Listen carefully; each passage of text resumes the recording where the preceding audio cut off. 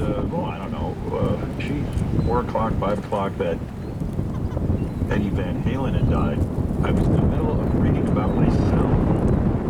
Very strange day yesterday. I was reading about hundreds of millions of dollars in my new contract with Sirius XM. It's all done deal. And I was gonna say, you know what it means to be a millionaire. yeah, man, I'm on a roll. Well, I was reading this. You're rolling in dough.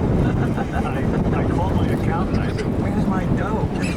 Where's this money?" I have to tell you, when Trump says fake news, you kind of laugh, but it is fake news. I will confess to you, because I've always been honest with the audience. I have seen no contract. I have heard nothing about this money. I have no fucking